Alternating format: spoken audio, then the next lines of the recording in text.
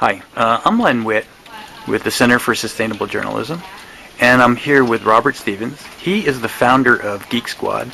Both of us are here at Minnesota Public Radio for the Future of the News Conference. And Robert, tell us, any predictions about the future of journalism from your point of view?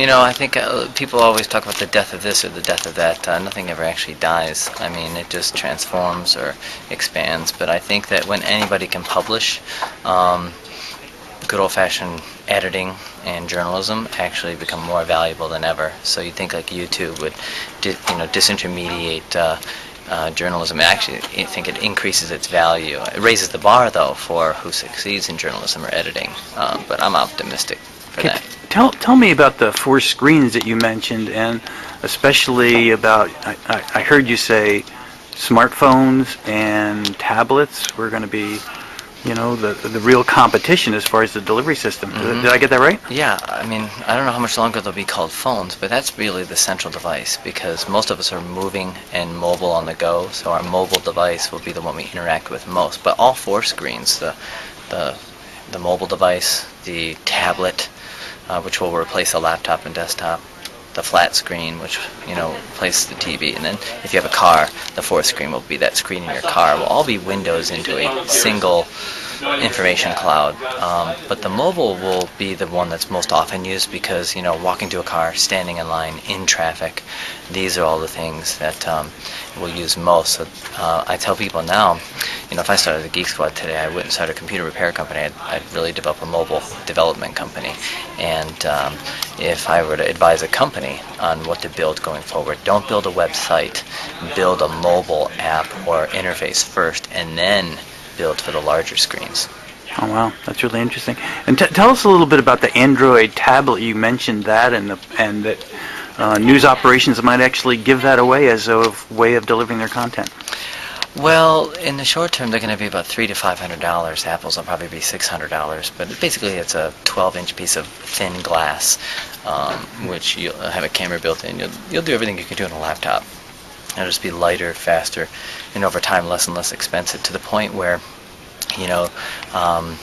just like opening up a bank account, you get a free iron.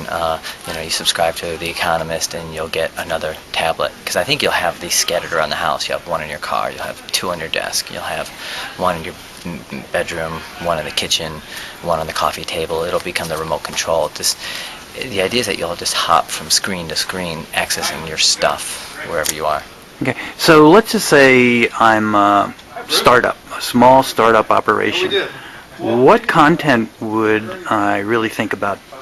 Not content, but what kind of system would you set up? If you were a small startup, you wanted to compete with the big boys, what might you set up as a way of getting your news out? Well, you focus on where the audience is going. They may not be there today, but the audience is going mobile first. So making it compatible with mobile, I'm amazed at the number of sites that I used to go to, that their sites look crappy on a BlackBerry. They look crappy on an iPhone. So adapt for that first. Instead of, expecting the phone to convert your website into a mobile version, go pure mobile.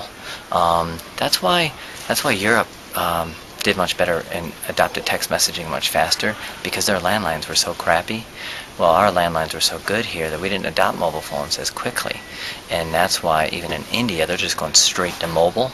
And most people are getting a mobile never having had a landline. So if you build for mobile first, I think then it's much easier to convert that later into a bigger screen. Okay. Is there anything else? Oh, go ahead. The last thing is that the constraint of the mobile screen is actually really liberating, in that when you only have a small set of real estate to design your interface for, you can only put so many buttons, and it forces you to just think of the Google start page versus the AOL or Yahoo start page. Much cleaner. That's what good design is. Good design is just about what you don't do as to what you do. Okay, that's really great. Anything else you wanted to add, or? No, probably just, regarding this conference, all the information's online, it's streaming, and I think all the conversations are archived under TFON for the Future of News. Perfect. Thank you very much. Thank you.